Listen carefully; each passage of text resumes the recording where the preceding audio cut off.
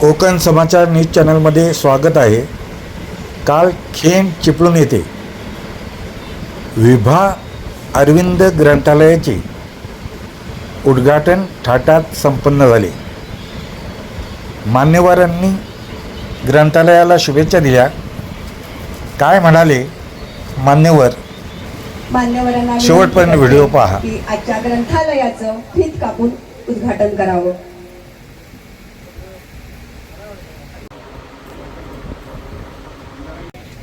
उद्घाटन झालेलं आहे. जरा जोरदार टाळ्या होऊ दे. वाचनालयाचं उद्घाटन झालेलं आहे. यानंतर वाचनालयाच्या चळवळीचे जनक म्हणून ज्यांना आपण ओळखतो ते डॉक्टर S.R. रंगनाथन यांच्या प्रतिमेचं पूजन मान्यवरांनी करावं अशी मी त्यांना विनंती करते.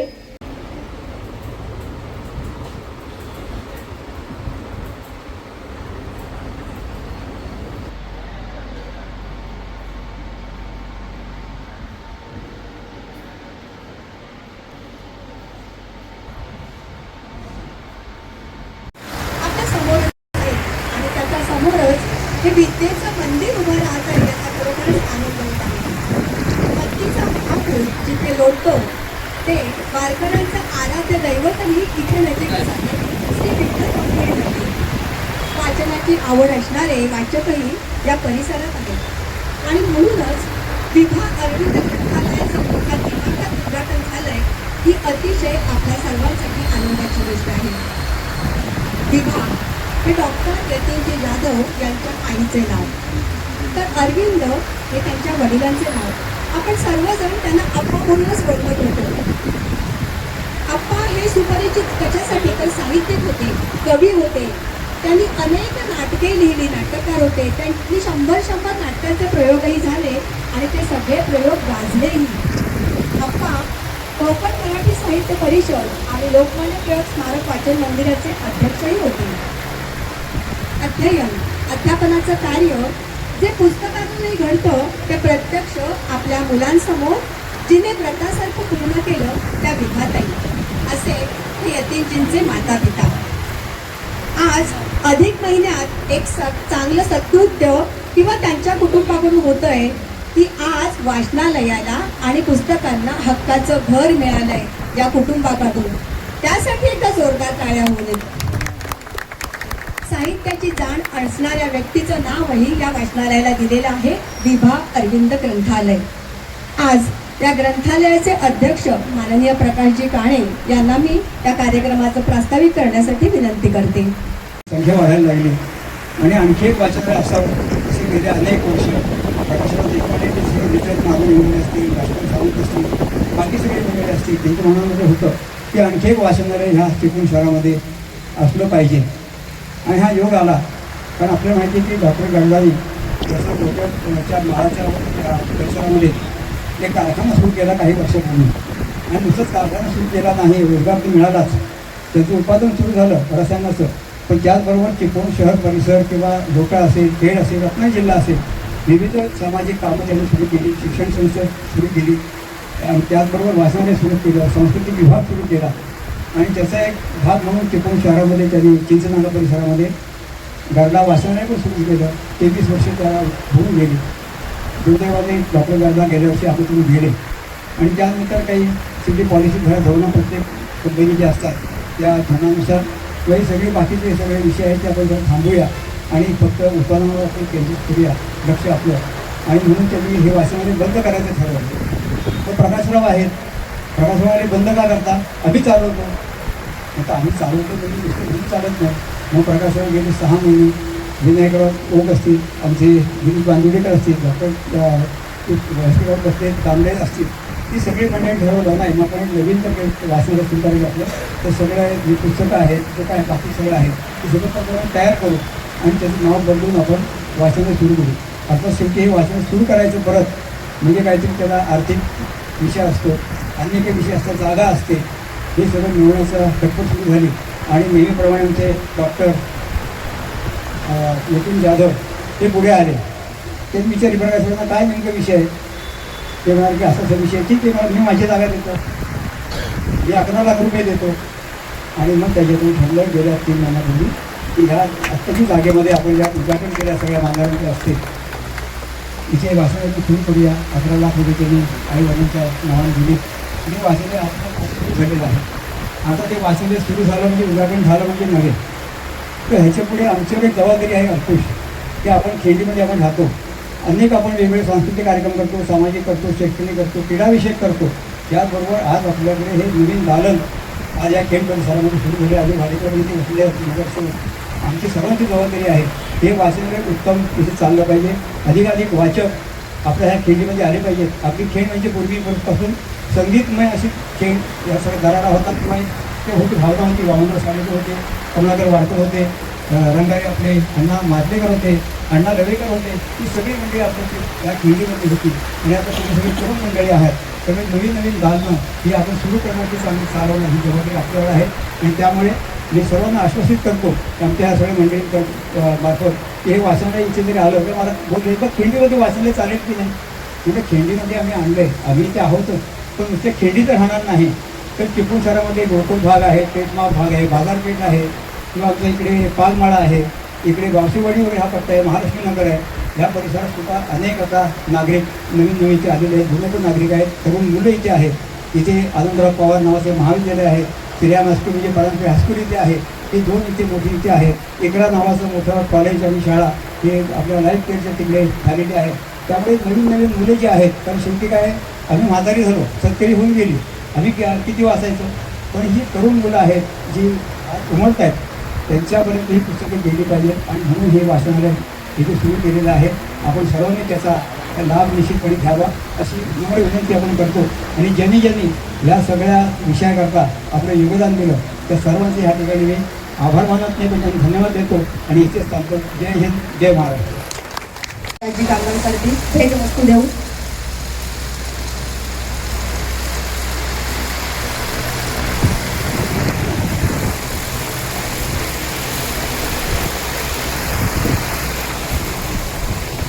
अंकुशजी आवले यांचा सन्मान होतो. यानंतर अंकुशजी आवले यांना विनंती करते की आपण आपलं मनोगत व्यक्त करावं.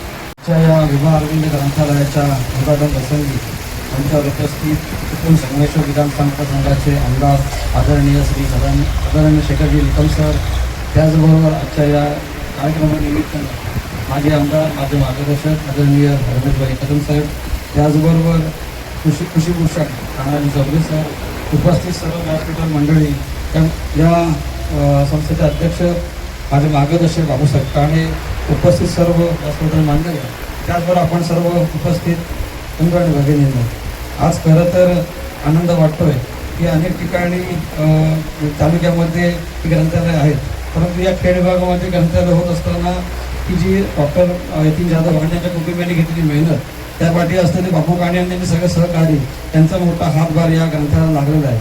खरं तर बापू आता म्हणाले की क्रीडा सांस्कृतिक क्षेत्र हा खेळ विभागाचा वारसा आहे, परंतु अनेक ठिकाणी अनेक गार्डन असतात, शाळा होत असतात, परंतु ग्रंथालय हे होणं गरजेचं आहे. त्याचा हा एक भाग आपण आज विभा अरविंद या नावाने खेळीमध्ये करत आहात, त्याला सार्थ आव्हान समाधान आम्हाला वाटतं. खरं तर शाळा जवळ आहेत, कॉलेज जवळ आहे, परंतु विद्यार्थी त्याच्यात येण्याची गरज असते. त्यासाठी या ग्रंथालयाच्या माध्यमातून आज पुस्तक वाचण्यासाठी, ग्रंथासाठी वाचण्यासाठी मुले येणं काळाची गरज आहे. कारण आजच्या या जगामध्ये बघायला गेलं तर मोबाईलचे मोठ्या प्रमाणात आहे. मोबाईल हातांना काढून घेऊन पुस्तक वाचायचं आहे, हे आमच्या गेलं सोपं नाही आहे. कारण बघायला गेलं तर जो सकाळी उठल्यापासून रात्री झोपेपर्यंत मोबाईल, त्याच्या व्यतिरिक्त फेसबुक, इंस्टाग्राम, ह्याच्या व्यतिरिक्त माणूस पुस्तकाकडे वळत नाही. हा एक त्याचा भाग म्हणून आज खऱ्या अर्थानं यादव कुटुंबियाने विभा अरविंद या नावाने ग्रंथालय उभं केलं आहे. मी या खेड विभागातील नगरसेवक असलो तर मला सगळ्या खेड विभागातील किंवा अन्य नागरिकांना विनंती करतो या माध्यमातून की त्या ग्रंथालयाचा या आस्वाद घ्यावा. जी पुस्तकं ठेवलीत ती वाचण्यासाठी अत्यंत लाभदायक आहे. कारण आपण फेसबुक फक्त बघतो, त्यातला फायदा काय घेत नाही, कारण त्या पुस्तकाने वाचलं तर वाचाल ही एक अपेक्षा व्यक्त करतो. आता मान सन्मान केला, मला एक उद्घाटन करायला संधी करायला दिली, तर आभार मानतो. जय हिंद, जय महाराष्ट्र. अरुणदादा इंगवले यांचा सन्मान वाचनालयाचे संचालक सुहासजी चव्हाण करतील.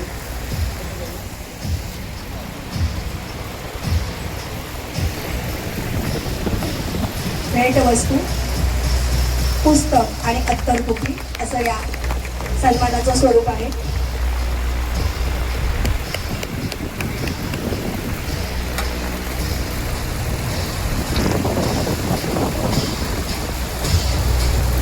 धन्यवाद सुहासजी. यानंतर अरुणदादांना मी विनंती करते की त्यांनी कृपया मार्गदर्शन करावं. सर्वांना नमस्कार. विभा अरविंद नावाने आणखी एक दर्जेदार ग्रंथालय चिपळूणमध्ये सुरू होतं. ही केवळ संख्यात्मक वाढ नाही आहे. डॉक्टर यतीन जाधव आणि परिवार हा मुळातच एक सुसंस्कृत, वाचनप्रिय आणि कलासक्त परिवार आहे.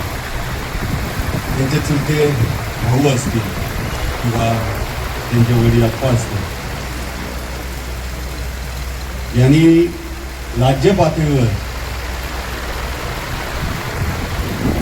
मराठी रंगभूमीसाठी खूप मोठे योगदान दिलेलं आहे. मराठी रंगभूमीवर अनेक रेकॉर्ड त्यांच्या नावाने आहेत. त्यांच्या देवता नाटकाचे एका वेळेला मुंबईत एकाच गणेशोत्सवात एकाच वर्षी जवळजवळ 24 प्रयोग झाले होते. 700च्या वर एकूण प्रयोग त्या देवता नाटकाचे झाले होते. असा हा परिवार, आणि त्यांनी हे ग्रंथालय हा भाग खांद्यावर घेतला आहे. निश्चितच हे ग्रंथालय अतिशय उत्तमपणे काम करेल. आणि खेड विभागामध्ये मगाशी जे बापूने सांगितलं की असलेली एक जी पोकळी होती, या विभागात एखादं दर्जेदार ग्रंथालय व्हावं, ही जी उणीव होती ती उणीव या ग्रंथालयाच्या निमित्ताने भरून निघाली आहे. आणि चिपळूणातलं एक ग्रंथालय जे बंद होत होतं त्याची जबाबदारी घेऊन पुन्हा एक या ग्रंथालयाला त्यापेक्षाही अधिक उर्जित अवस्था येईल अशा पद्धतीने ते काम करतील याची मला खात्री आहे. मी या ग्रंथालयाला मनापासून शुभेच्छा देतो. या ग्रंथालयाचं मी सुद्धा आजीव सभासद आहे. मी तिन्ही ग्रंथालयांचा आजीव सभासद आहे. सभासद असणं हे आपण आपली एक नैतिक जबाबदारी या चळवळीत आपण काम करतो. पण मला नक्की खात्री आहे बाबासाहेब आंबेडकर ग्रंथालय असेल किंवा रुक्मिणी टिळक स्मारक वाचन मंदिर असेल, त्याच दर्जाचं आणि तितक्याच तोलामोलाचं हे ग्रंथालय आपलं नावारूपास येईल. पुन्हा एकदा मी धन्यवाद देतो आणि थांबतो. धन्यवाद. आमच्या फॅमिलीच्या दृष्टीने अतिशय दुःख प्रसंग आहे. मला भेटण्यासारखं नाही. ज्या प्रकारच्या लोकांनी इकडे हजेरी लावलेली आहे, हजेरी म्हणजे उपस्थिती माननीय, तर त्यामध्ये मी खरंच भेटण्यासारखं काही नाही. आम्ही कृतज्ञ आहोत सगळे. तुम्ही ज्या प्रेमाने इथे आलात आणि अतिशय उत्तम प्रतिसाद मला लाभतोय. माझ्या आईवडिलांचीही पुण्याही आहे आमच्यापेक्षा, आणि तुम्हा सगळ्या लोकांची पॉप्युलरिटी आहे, त्याच्यामुळे आजचा योग जुळून आला. ते सर्वांचे शतशः आभार आमच्या फॅमिलीतर्फे. बोलणारे लोक खूप आहेत आणि उत्तम बोलतील. मी आमच्या सगळ्यांच्या कृतज्ञतेचा भावव्यक्ती या निमित्ताने व्यक्त करतो. धन्यवाद.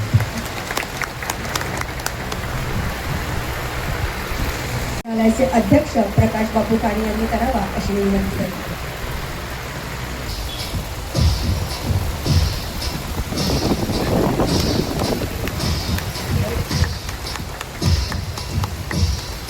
धन्यवाद बापू.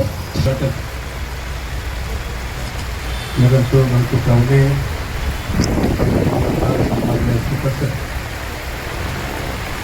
त्या कार्यक्रमाचे अध्यक्ष सन्माननीय कृषी भूषण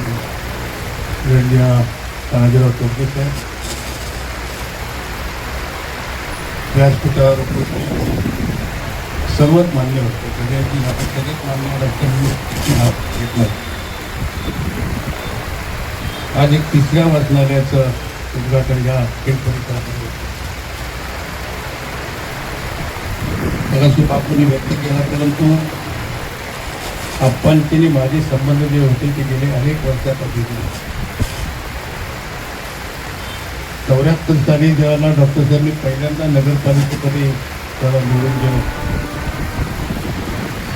त्याला अभिनंदनाचं पहिलं कार्ड हे आप्पांनी मला पाठवलं.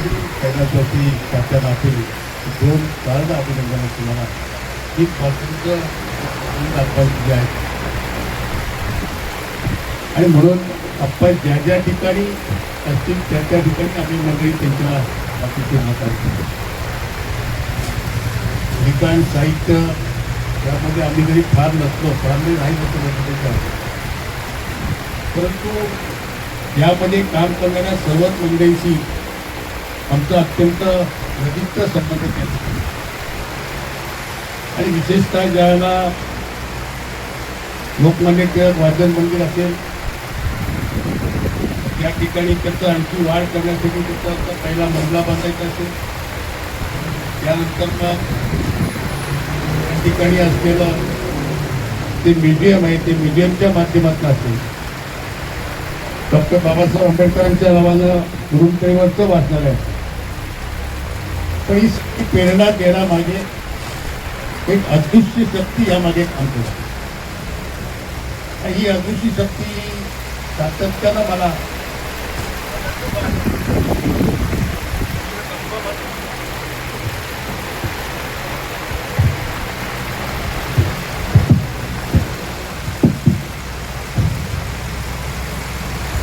गप्पा गोष्टी मारण्यापेक्षा कुठंतरी काम घेऊन यावं आणि ते काम पूर्ण करण्यासाठी सातत्यानं पाठपुरावा करणं आणि त्यामुळं एकाची दोन, दोनाची तीन, घराची तीनाची चार होती. पण जोपर्यंत प्रकाशराव देशपांडे यामध्ये कार्यरत आहे, हे कधी स्टेजवर बसत नाही, ते तुमच्या आमच्यामध्ये खाली बसतात, परंतु हे सगळं जवळला अदृश्य शक्ती म्हणजे प्रकाशराव देशपांडे. त्यामुळे साहित्य संमेलन असेल त्याला कधी ते स्टेजवर आले नाही. तर ज्याला वरती वाचताना येईल पहिल्या मतदार त्याला मला प्रकाशचा पाहायला आली. मला म्हटलं की बाबा वयस्कर लोक आहेत त्यांना वरती जायला अडचण होते. आम्ही ताबडतोब नगरपालिकेच्या इंजिनियरला बोलवलं, ताबडतोब त्या ठिकाणी केलं आणि त्या ठिकाणी जीपची उभारणी केली. त्यामुळं वृत्त नागरिकांचं वाचकांचं त्या ठिकाणी डायरेक्ट वाचनालयामध्ये जाण्याची सुविधा निर्माण झाली. अशा पद्धतीनं या वाचन मंदिराशी माझा जो संबंध आहे तो अनेक वर्ष आहे. कारण आता नवीन पिढीला सांगेन, रामकृष्ण सांगेन, आमच्या ऐकली बालिकांना सांगेन, नवीन पिढी आहे. तुम्ही तोच दृष्टिकोन ह्या वाचनाच्यासाठी तेव्हा तुम्ही नवीन पिढी घडवण्याचं जे काम आहे ते नवीन पिढी घडवण्याचं या वाचनामधून ही मुले करताय. आणि म्हणून उमेशराव असेल उमेशरावला तेच सांगितलं, 0 ते 2% अनुदान असेल, जास्तीत जास्त खालीचा वाटा हा त्या वाचनालयाकडे जायला पाहिजे. आता हे म्युझियम केले, त्या म्युझियमसाठी एक मी म्हटलं की पर्यटनचं वाढवायचं असेल, बाहेरचे नागरिकचं आपल्याकडे यायला पाहिजे. तर अशी काही आकर्षण आपण शहरामध्ये निर्माण केली की ज्यामुळं हे बाहेरचे पर्यटक आकर्षित होतील. आणि म्हणून प्रकाशरावांनी मेहनतीनं जे आज ते त्या ठिकाणी ते म्युझियम तयार केलं, त्यामध्ये अनेक प्रकारची शिल्प त्या ठिकाणी आहेत. त्यांना एक चांगली वास्तू आपण उभी करून दिला. त्याच्यामध्ये जर त्या ठिकाणी ते जर झालं तर निश्चितपणे चुकूनचेच नव्हे तर जिल्ह्यातले महाराष्ट्रातले अनेक लोक त्या ठिकाणी त्याचा फायदा किंवा आस्वाद घेऊ शकतील. आणि म्हणून जास्तीत जास्त वरास्त ज्या वाचन मंदिराकडे आपण ठेवाल हा विश्वास मला निश्चितपणे आहे. आप्पांच्या नावानं प्रतिनिधी या ठिकाणी ते धाडस केले, ते एक हे केलं, वाचनालय चालू केलं. मला ज्या क्षेत्रामध्ये आवड होती, त्या लिखाणाची आवड होती, ती नाटकं होती, परंतु शेवटी आईवडिलांनी केलेल्या कर्तृत्वाची जाण ठेवून त्यांना त्या ठिकाणी त्यांची आठवण चिरकालीन राहील अशा दृष्टीनं एकविंदावांनी हे वाचनालयामध्ये ते फार मोठं योगदान या ठिकाणी दिलं आहे आणि ते सातत्यानं देत असतात. मी अनेक ठिकाणी बघितलं, ज्यावेळेला साहित्य संमेलन झालं त्याच्यानंतर मग वाचनालयाचे अनेक कार्यक्रम होतात. परवा ज्यावेळेला सुवर्ण महोत्सवाचा कार्यक्रमचा आंबेडकरचा तो माझा जरा चुकला माझ्याकडून, म्हणून प्रकाशवाणी आता मला सुरुवातीलाच ताकीद दिली की कुठल्या परिस्थितीमध्ये ह्या कार्यक्रमाला यायला पाहिजे. आणि म्हणून सातत्यानं ह्या वाचनालयाचे असणारे संबंध, अनेकांचे योगदान आणि ज्या वेळेला काम लोकांचं चांगलं असतं त्याला लोकांचा विश्वास त्या ठिकाणी. आणि डॉक्टर साहेबांनी जो मगाशी मी त्यांचा माणूस झाला तर मी तर 2 पिक्चरमध्ये काय ते मी स्वतः लिहिलेली पुस्तक आहेत त्या. आणि विशेषतः या लायब्ररीचं वाचनालयाचं वैशिष्ट्य असं आहे की शाळेमध्ये शिक्षण घेणारे, कॉलेजमध्ये शिक्षण घेणारे त्यांना स्पर्धा परीक्षेसाठी आवश्यक असणारी पुस्तकं ही या ठिकाणी ठेवण्यात आली. त्यांचा लाभ त्यांना घेत आहे. आणि प्रकाशरावबद्दल मी म्हटले, मला मगाशी म्हटले की त्यांचं पुढचंही आणखीन एक पाऊल आहे की चिपळूणमध्ये स्पर्धा परीक्षा व्हाव्यात आणि त्याच्यातून विद्यार्थी चांगले घडावेत हे त्यांची मुलीची आहे. मला खात्री आहे की एकदा प्रकाशरावांनी डोक्यात तिथे घेतला तो पोलीस 100% जाणार. तिथे जाईपर्यंत आम्हाला काही सहन करू देणार नाही. आणि म्हणून असेच तुम्ही करा आणि तुम्हाला जे जे काही सहकार्य लागेल तिथे सहकार्य आम्ही अजूनपर्यंत देत आलोय, पुढेही देत राहू. मंडळी ही तुमच्या पाठीशी आहे आणि निश्चितपणे या वाचनालयाची तिसऱ्याबरोबर बापू काय होतं विचारण्याची किती लक्ष देऊ नका. लोक केलं तरी वाईट बोलणार आहे, नाही केलं तरी बोलणार आहे. त्यापेक्षा आपण काम करत राहायचं. आंबेडकर वस्तिगृहात आंबेडकर वाचनालय झालं त्यावेळेला काही लोक म्हटले, परंतु त्या परिसरात मागेच्या परिसरातल्या लोकांना लोकमान्य टिळक वाचनपर्यंत जाणं त्यापेक्षा त्या ठिकाणी झालेलं वाचन म्हणजे हे त्यांना सोयीस्कर झालं. आज खेड परिसरामध्ये सुद्धा मोठमोठ्या अपार्टमेंट झाले, लोकवस्ती वाढली, त्या ठिकाणी वाचनालयाची गरज होती. असते असते आपला भाग आहे, असते असते माप परिसरामध्ये घ्या, तिथेही चांगल्या प्रकारची वस्ती आहे, तिथेही वाचन म्हणजे चांगल्या प्रकारे चालू शकेल आणि होमकर जिंकायची त्याच्यामध्ये काम करणारी मंडळी त्याच्यामध्ये आहे. आता दीपक त्या ठिकाणी पुस्तकाचं स्टॉल आहे, तो त्या मापामध्ये जातो. त्यामुळे त्या ठिकाणी चांगलं वाचनालय चालू शकतं आणि अशा पद्धतीनं अशीच भरभराट आपली व्हावी अशा पद्धतीची अपेक्षा करतो. आणि या ठिकाणी नितीन जाधव त्यांच्या कुटुंबाला मी धन्यवाद देतो की आपण एक चांगलं योगदान आपणच्या नावाला दिलं, आईंच्या नावाला दिलं. त्या ठिकाणी त्यांची भरभराट व्हावी, त्यांचं नाव हे चिरकाल चिपळूणकरांच्या तोंडामध्ये राहावं अशी अपेक्षा करतो आणि रजा घेतो. जय हिंद, जय महाराष्ट्र.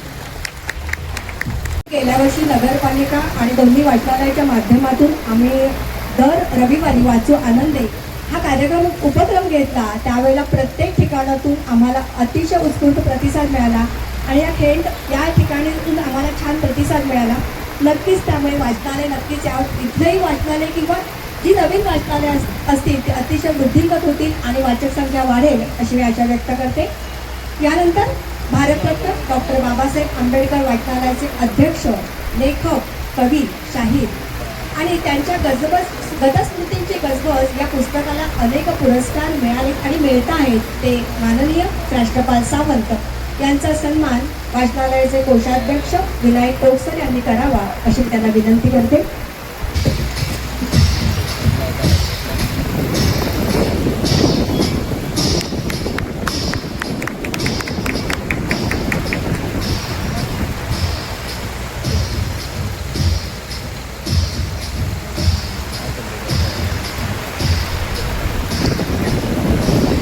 धन्यवाद.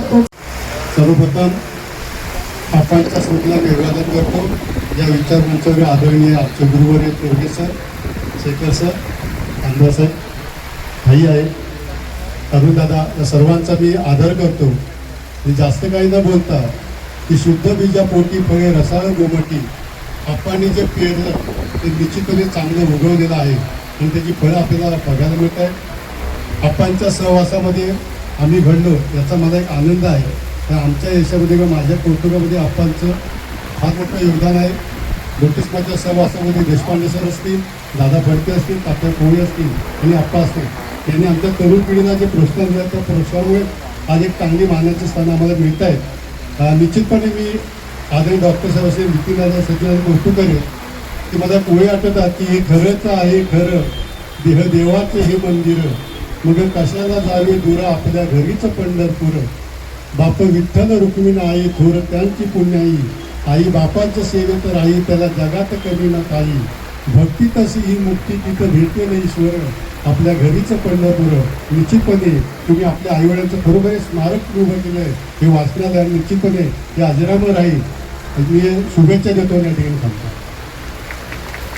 आमदार शेखरजी निकम यांचा सन्मान वाचनालयाचे कार्यक्रम विजयजी कदम करत आहे. भेटवस्तू, पुस्तक आणि अत्तर तिकीट.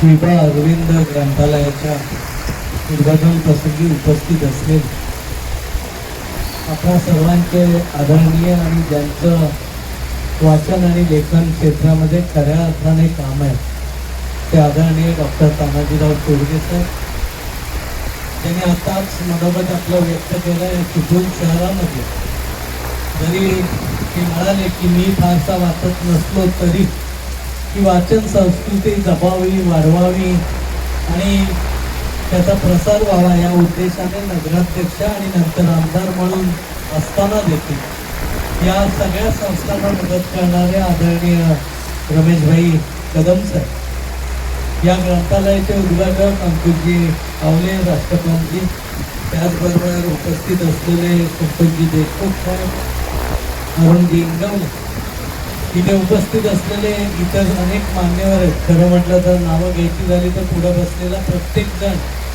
असा निगडीत आहे की प्रत्येकाचंच नाव घेतलं पाहिजे. ते सर्वच आदरणीय मान्यवर प्रकाशजी काणे, विजयजी कदम, विनायकजी ओक, आणि हा कार्यक्रम ज्यांच्या पुढाकाराने ज्यांच्या प्रेरणेतून होतोय ते डॉक्टर यतीन जाधव आणि बंधू आणि भगिनी. खरं म्हटलं तर खूप चांगला कार्यक्रमाला उपस्थित राहण्याची या निमित्ताने संधी आहे. जसं बापू म्हणाले की तिसरं वाचनालयाची गरज आहे की नाही लोक म्हणतात, पण बापू भाई म्हणाले की वस्तुस्थिती की तिसरं काय, चौथं काय, पाचवं काय, किती वाचनालय जरी झाली तर ती समाजाची एक गरज, आणि ही गरज आपण सातत्यानं लक्ष दिलं पाहिजे. ठीक आहे, मोबाईलचं युग आहे, पण मोबाईल आणि वाचन याच्यामधला जमीन असतानाचा फरक. वाचन जसं आपल्याला समृद्ध करतं, चांगल्या गोष्टी शिकता येतात. एखाद्या लेखकाने लिहिलेलं एखादं पुस्तक आपण कधी कधी 2-3 तासात वाचून टाकतो, परंतु ते पुस्तक लिहिताना तो लेखक तो जो असतो त्यांनी काही परिश्रम घेतलेले असतात. कधी कधी 10-10 वर्ष त्या सगळ्यामध्ये त्याचे गेलेले असतात. त्याचे अनुभव तो त्याच्या पुस्तकात लिहितो, ते आपण एका क्षणात वाचू शकतो आणि समजून घेऊ शकतो. म्हणजे किती काम, 10 वर्षाचं काम 2 ते 3 तासामध्ये आपल्याला करता येईल. आणि हे सगळं प्रगल्भपणे आपण पुढं चालू ठेवलं पाहिजे, कारण ती काळाची गरज. आज नव्या पिढीला देखील वाचनामध्ये त्याचा इंटरेस्ट निर्माण करण्याची भूमिका आपल्याला सगळ्यांनाच घ्यावी लागणार आहे, आणि ते घेणं देखील तेवढंच गरजेचं आहे. कारण जर वाचणारी मुलं असतील तर ती ॲटोमॅटिक सुसंस्कृतपणे सगळा त्यांचा जीवनात प्रवास करत असतात. त्यामुळे वाचणं हे खूप गरजेचं. हे जरी आम्ही सांगत असलो ते आमचा देखील ह्या सगळ्या क्षेत्राची मर्यादितच हे आहे. म्हणजे साधारणपणे सकाळचा पेपर वाचणं आणि त्या पेपरात आपला फोटो आहे का हे शोधून काढणं आणि तेवढ्यावरच लक्ष देणं, इतकं मर्यादित हल्लीचं पुढाऱ्यांचं आमचं सगळ्यांचं वाचन असतं. मग ह्या पलीकडे जाऊन आपल्याला वाचलं पाहिजे, आणि याच्यावर चांगल्या पद्धतीने आपल्याला प्रबोधन डॉक्टर तानाजीराव तोरगे सरच करू शकतात. कारण त्यांनी अनेक पुस्तकं लिहिलेत, अनेक कावळे संग्रह लिहिलेत, अनेक एकपात्री प्रयोग लिहिलेत, अनेक एकपात्री प्रयोग केलेले आहेत, नाटकं लिहिलेत. नाटकं म्हणजे 3 नाटकं त्यांनी केलेली आहेत. अनेक गोष्टी त्यांचा अनुभव खूप मोठ्या पद्धतीने आहे. फक्त इथं मी यतीनजी जाधव सरांना मनापासून धन्यवाद देईन की आपण नेहमीच सामाजिक बांधिलकी जपण्याचं काम आपल्या माध्यमातून नेहमीच होतं. एका बाजूला वाचनालयाच्या माध्यमातून असेल, सामाजिक गरजांशी निगडीत असेल, सामाजिक काम करण्याच्या दृष्टीने असेल, आपण नेहमीच पुढाकार घेतले. आप्पांचा उल्लेख आहे, आज आप्पांच्या नावाने वाचनालय करतोय. आप्पा आणि स्वर्गीय निकम साहेब हे देखील एकत्र काम केले, आणि त्यावेळी आप्पांनीच निकम साहेबांच्या माध्यमातून गाव तिथं वाचनालय ही एक संकल्पना त्या काळात आणली, आणि त्या काळात बरीचशी वाचनालय देखील चालू झाली. दुर्दैवाने आज ज्या पद्धतीने ती पुढे जायला हवी होती ती चळवळ कदाचित नेण्यामध्ये आम्ही कमी पडलो असू, पण ती चळवळ पुढे नेण्याचं काम यतीनजीने आता आप्पांच्या नावाने चालू करून दिलेलं आहे. पुढे हे नेण्याचं काम आपण निश्चितपणे सगळेजण करू. आजच्या दिवशी मी मनापासून शुभेच्छा देतो, आणि एक चांगल्या कार्यक्रमाला आपण बोलवलं आणि इथे उपस्थित राहण्याची संधी मिळाली आणि उद्घाटन करण्याची संधी देखील आपल्या सगळ्यांच्या माध्यमातून मिळाली, हे देखील आमच्यासाठी खूप भाग्याचं आहे. म्हणून पुन्हा एकदा यतीनजी आणि त्यांच्या सर्व सहकाऱ्यांना मनापासून धन्यवाद देतो. कारण इथं मोक्याची जागा एवढी उपलब्ध करून देणं हे तसं सोपं काम नाही, आणि बाकी मदत केलेलीच. आणि यतीनजी जाधव आपल्या सगळ्यामध्ये असल्यामुळे आपल्याला फार काही अडचणी येतील अशातला भाग नाही. त्या दूर करण्याचा ते नेहमीच प्रयत्न करतील. विशेषतः या वाचनालयाचं वैशिष्ट्य आहे की इथं स्पर्धा परीक्षेसाठी मुलांना पुस्तकं उपलब्ध करून देण्याचं एक खूप मोठं काम या माध्यमातून केलं. गार्डाने देखील यापूर्वी हे काम खूप चांगलं केलेलं आहे. त्यांनी वाचनालयाला एक चांगलं पद्धतीने पुढे जाण्याचा प्रोत्साहन देण्याचं काम त्यांच्या माध्यमातून झालेलं आहे, आणि पुढे देखील या वाचनालयात त्यांची देखील मदत आपल्याला निश्चितपणे मिळणार आहे. त्यामुळे पुन्हा एकदा सगळ्यांना शुभेच्छा देतो आणि माझे 2 शब्द संपवतो. जय हिंद, जय महाराष्ट्र, धन्यवाद. धन्यवाद शेखरजी. या ठिकाणी चिपळूणच्या नगरसेविका आणि महाडिक उपस्थित आहेत, त्यांचंही मी वाचनालयाच्या वतीने स्वागत करते. इथे उपस्थित नगरपालिकेचे सर्व कर्मचारी, सर्व नगरसेवक, नगरसेविका आणि चिपळूणच्या सगळ्या प्रतिष्ठित आणि सगळ्या वाचनप्रेमींचे मी पुन्हा एकदा मनापासून स्वागत करते. कन्सर्न मेळाव्याचे विचार माननीय प्रशांती धोंडे साहेब यांचा सन्मान वाचनालयाच्या मेघा बेटकर यांनी करावा अशी मी त्यांना विनंती करते. भेटवस्तू देऊन सन्मान करण्यात येत आहे.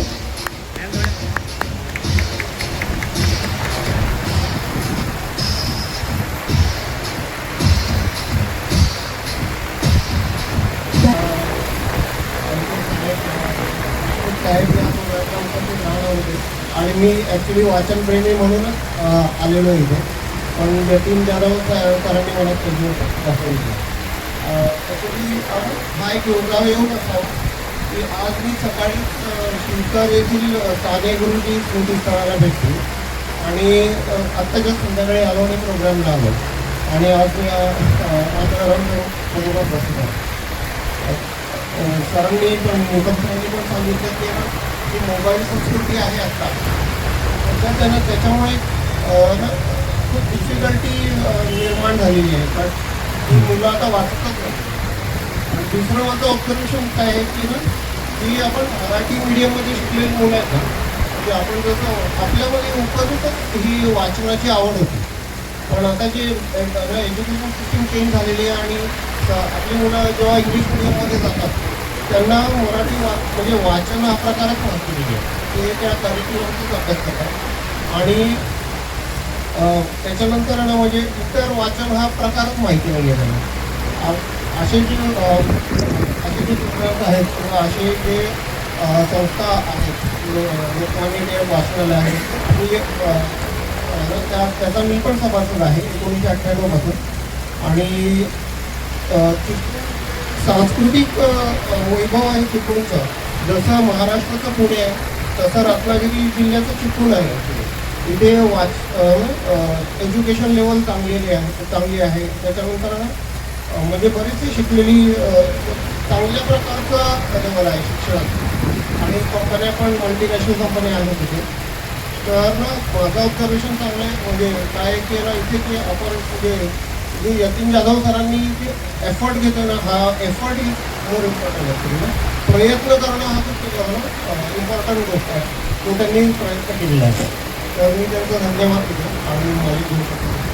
थँक्यू. पण तत्पूर्वी आपण काही कृतज्ञतापूर्वक सत्कार करणार आहोत. एखादी संस्था चालवायची म्हणजे काही सोपं काम नाही. अनेक अडचणी येतात, अनेक संकटांचा सामना करावा लागतो, अनेक हात मदतीला लागतात. अशा या सगळ्या संकटांवर मात करून आजची ही विभा अरविंद ग्रंथालय संस्था दिमाखात उभी राहिलेली आहे आणि त्यासाठी ज्यांनी मदत केली त्यांच्यासाठी आपण कृतज्ञता सत्कार त्यांचा आपण आता त्या ठिकाणी करणार आहोत. सर्वप्रथम श्री मिलिंदजी दामले यांचा सत्कार वाचनालयाचे सदस्य प्रसाद रिसबोर यांनी करावा अशी त्यांना विनंती करते. मिलिंदजी दामले यांचा सत्कार वाचनालयाचे सदस्य प्रसादजी रिसबोर यांनी करावा अशी त्यांना विनंती करते. भेटवस्तू पुस्तक धन्यवाद रिसबोरजी. यानंतरचा सत्कार आपण करत आहोत श्री गिरीशजी बांदिवडेकर यांचा. त्यांचा सन्मान करत आहे वाचनालयाच्या गौरी भोसले.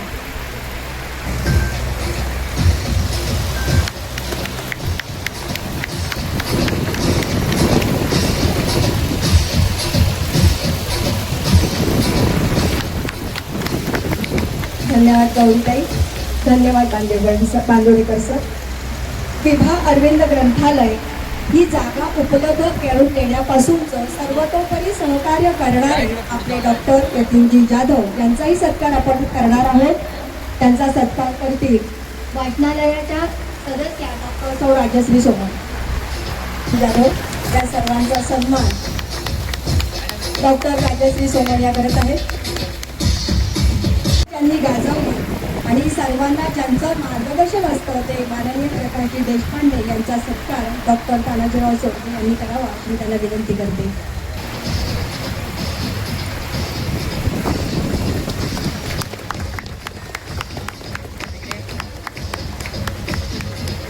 हस्ते माननीय प्रकाशजी देशपांडे यांचा सत्कार होत आहे. डॉक्टर तानाजीराव सोडके यांच्या हस्ते वाचनालयाला आज पुस्तक भेट प्रदान करण्यात येत आहे. अधिक महिन्यात हे वाण दिले जात आहे. ज्ञानरूपी वाण आज अधिक महिन्यात वाचनालयाला मिळालेलं आहे. खूप खूप धन्यवाद डॉक्टर सोडके सर, मनापासून धन्यवाद. हे शिक्षण साहित्य याला संपूर्ण आपलं आयुष्य खर्ची घालणारे, वाचनालयांशी आपुलकीचे संबंध असणारे, नेहमी आमच्या हाकेला ओळ देणारे आणि धावून येणारे कृषीभूषण डॉक्टर तानाजीराव सोडके यांनी हे आज आपल्याला अध्यक्ष म्हणून लाभलेले आहेत. त्यांचा सन्मान वाचनालयाच्या उपाध्यक्षा डॉक्टर वैशालीताई जाधव यांनी करावा अशी मी त्यांना विनंती करते. तानाजीराव सोडके यांचा सन्मान वाचनालयाच्या उपाध्यक्षा डॉक्टर वैशालीताई जाधव या करत आहेत. भेटवस्तू पुस्तकाला करू.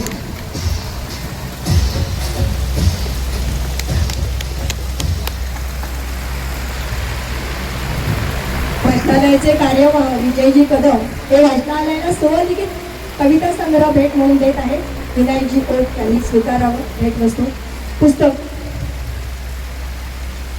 त्यांचा स्वलिखित कविता संग्रह अतिशय उत्तम कविता ते लिहितात, उत्तम चाली लावतात, उत्तम गायक आहेत. धन्यवाद विजयजी. मी सन्माननीय अध्यक्ष डॉक्टर तानाजीराव सोडके यांना विनंती करते की कृपया त्यांनी आपलं मनोगत व्यक्त करावं, आम्हाला मार्गदर्शन करावं. लिबा अरविंद ग्रंथालय उद्घाटन सोहळा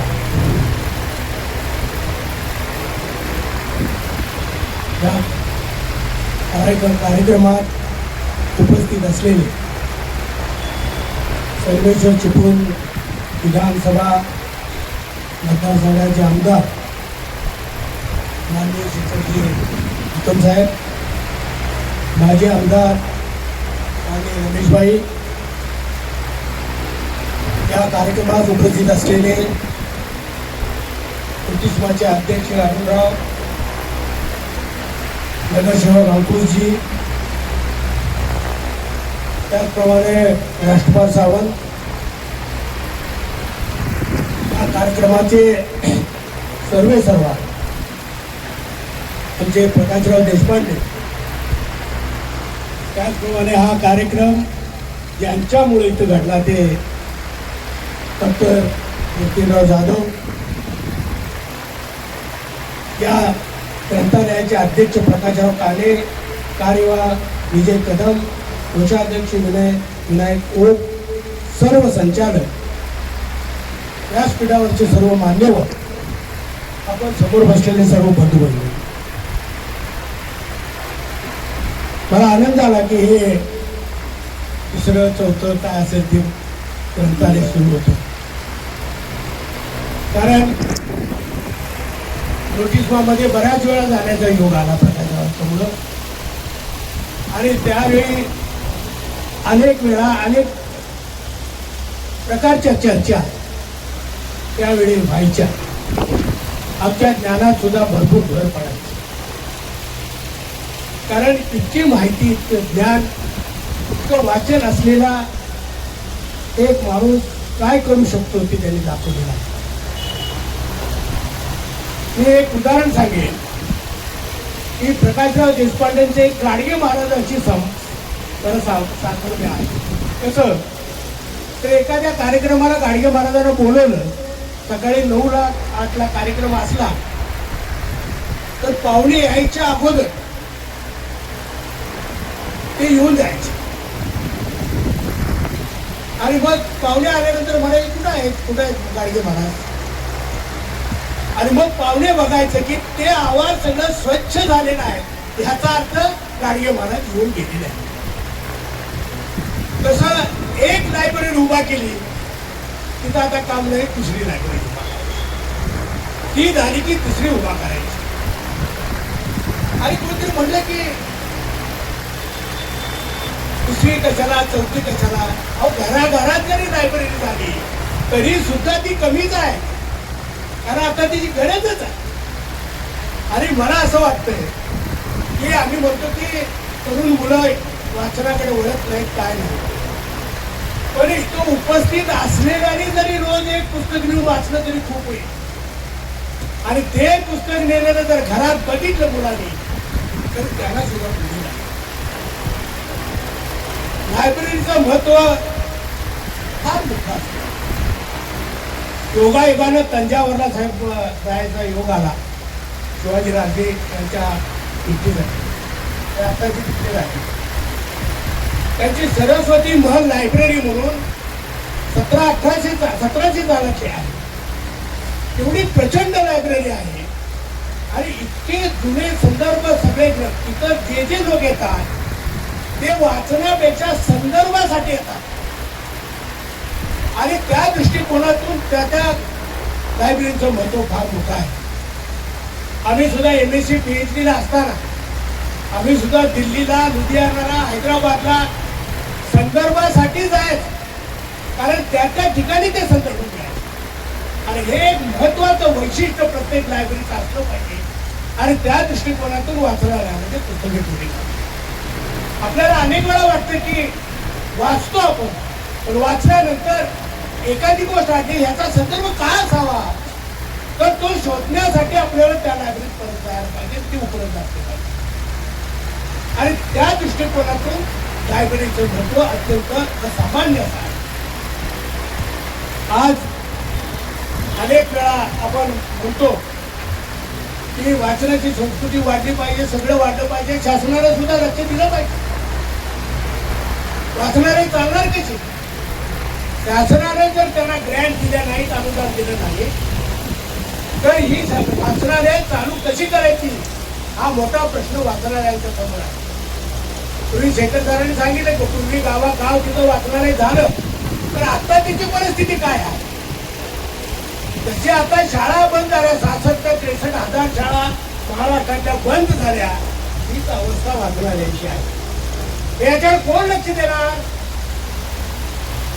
आपण ऐकतो मात्र भाई की 98,000 कोटी ठेकेदारांचं देणं आहे असं ऐकतो, पण असं ऐकलं नाही वाचनालयाचं देणं बाबा 4 रुपये आहे असं काय. त्याच्याकडे लक्ष द्यावं शासनानं. ठीक आहे, सगळं सोयी पाहिजे, रस्ते पाहिजे, सगळे पाहिजे, पण तरुण पिढीच्या जीवनाचा रस्ता सुद्धा बांधण्यासाठी वाचनालय पाहिजे, ते सुद्धा त्याच्याकडे लक्ष दिलं पाहिजे. आणि त्यासाठी शासनानं अगदी मला वाटतंय की आता शासनाचं लक्षपूर्वक दुर्लक्ष आहे. काय काय वाचनाचं काय माफ करा, पण आता कुणालीच वाचत नाही, त्यामुळे पण बाकीच्यानी वाचायची करू. मला कधी कधी लोक म्हणतात तुम्हाला वेळ कसा मिळतो, म्हणजे वेळ मिळत नाही म्हणतात ती ढोंगी असतात. वेळ कुणाला मिळत, सगळ्यांना वेळ असतो, पण आता झोपायला तुम्हाला वेळ असतो. सगळं आवरायला 4-4 तास तुम्हाला सकाळी जातात, हे ढोंग नाही. आणि मग गांधीजी, यशवंतराव चव्हाण, नेहरू अशा असंख्य मोठ्या मोठ्या नेत्यांनी असंख्य पुस्तकं लिहिलेत, ते काय रिकामं. आणि त्यामुळं त्या लोकांनी त्यावेळी लिहिलं म्हणून आज आपण म्हणतो गांधींची किती पुस्तकं लिहिली. डिस्कवरी ऑफ इंडिया या माणसाने अहमदनगर जिल्ह्यातील कारागृहामध्ये लिहिलं, यशवंतरावांनी लिहिलं, कृष्णा या सगळ्या गोष्टीवर आपण विचार केला तर सर्वांनीच या क्षेत्रामध्ये झोकून दिलं पाहिजे.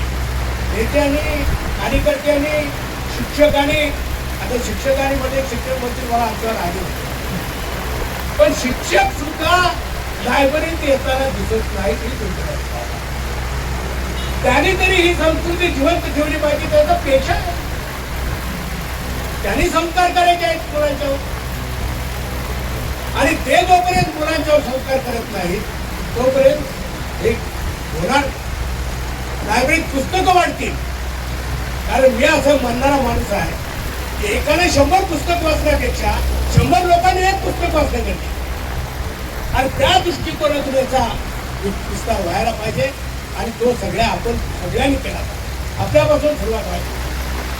कारण बऱ्याच वेळा एखाद्याला आपण प्रेझेंट एखादं पुस्तक देतो ते पुस्तक कुठे नंतर पडतं तुला तू, कारण ते पुस्तक कुठं असतं काय माहिती. कारण आपण म्हणतो की जिज्ञासा निर्माण होणारे शिक्षण पाहिजे, पण जिज्ञासाच निर्माण होत नाही अलीकडं असं शिक्षण आपलं झालंय. आणि ते जिज्ञासा निर्माण होणारे शिक्षण जर द्यायचं असेल तर पुस्तकं वाचलं पाहिजे, पहिले शिक्षण आहे. आणि त्यांनी सांगितलं पाहिजे की हे जे मी शिकवतो मी ह्या पुस्तकातून वाचा. आता काय सगळं धावपळीचं जे काय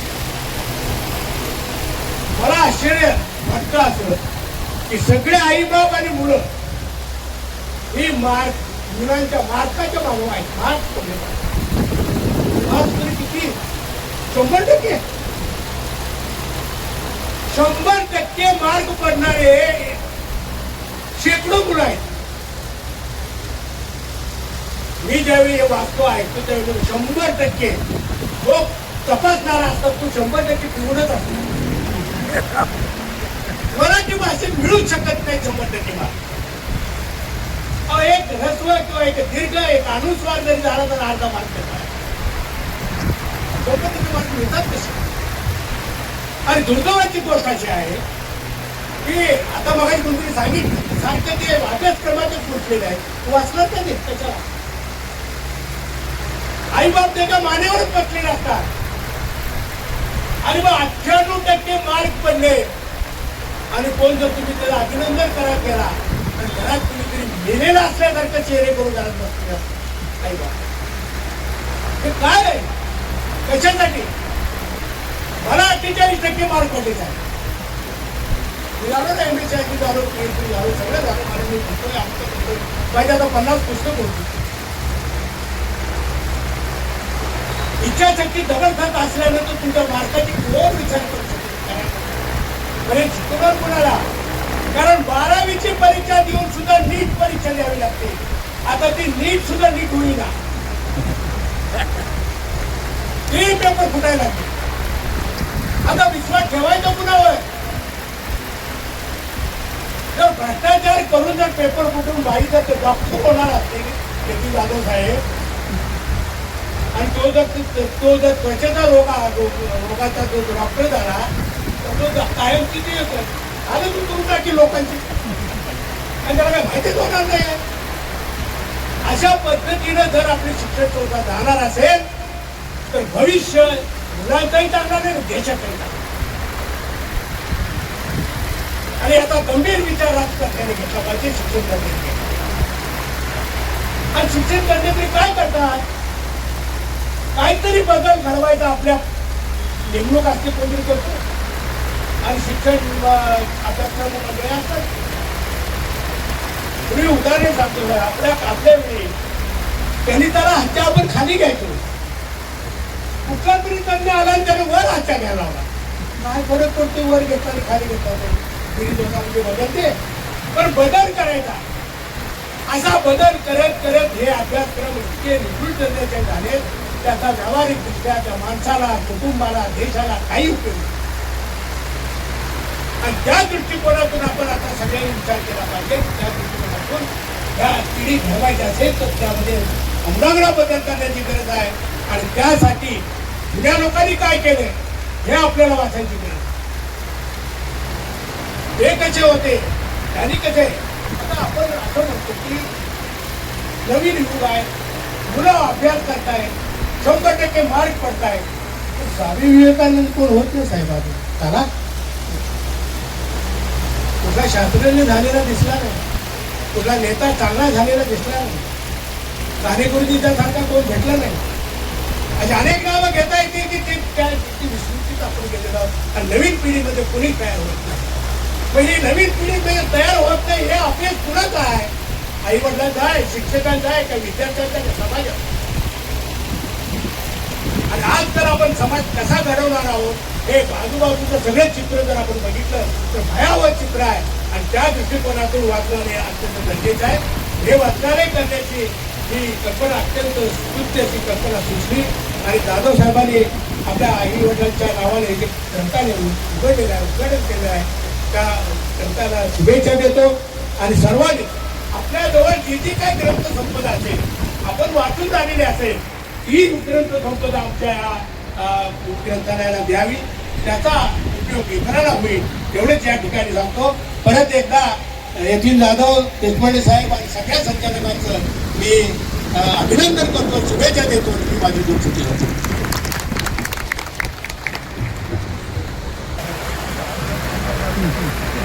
आजच्या या विभा अरविंद ग्रंथालय उद्घाटन सोहळ्याकरता माननीय कृषी शिक्षण डॉक्टर कांतीराम सोंगे रत्नागिरी जिल्हा मध्यवर्ती बँक चेअरमन आणि साहित्यिक उपस्थित राहिले आहेत त्यांचे आभार. उद्घाटक माननीय शेखरजी निकम साहेब स्थानिक नगरसेवक अंकुजी आवले हे देखील उपस्थित राहिले आहेत. भरडा केमिकल्सचे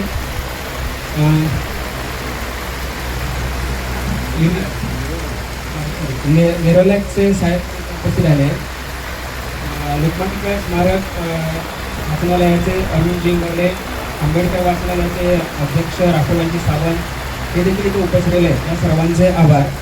त्याचबरोबर या ग्रंथालयाला बहुमोल देणगी आणि स्वतःची जागा उपलब्ध करून दिल्याबद्दल श्रीमती विभा जाधव आणि डॉक्टर यतीन जाधव आणि कुटुंबीय यांचे देखील आभार. हे वाचनालय सुरू होण्याआधी मिलिंद दामले गिरीजी बांदेवडकर त्यावेळेचे संचालक वर्ग यांचे देखील आम्ही आभार व्यक्त करतो. त्याचबरोबर बंधक करीत असलेले वाचनालय पुन्हा एकदा संजीवनी मंत्र म्हणून विभा अरविंद ग्रंथालय या अक्षय वटामध्ये ज्यांनी रूपांतर करून दिले ते काका रावती देशपांडे यांचे देखील आभार जेवढे आम्ही तेवढे थोडेच आहेत. आम्ही त्यांच्या मनात आहोत. ग्रंथालयाचे सर्व आजीव सभासद वाचक सभासद यांनी या वाचनालयामध्ये नियमित उपस्थित राहावी. जलद गतीने बातम्या पाहण्यासाठी करण्यात येत आहे. कोकण समाचार न्यूज चॅनलला सबस्क्राईब करा. धन्यवाद.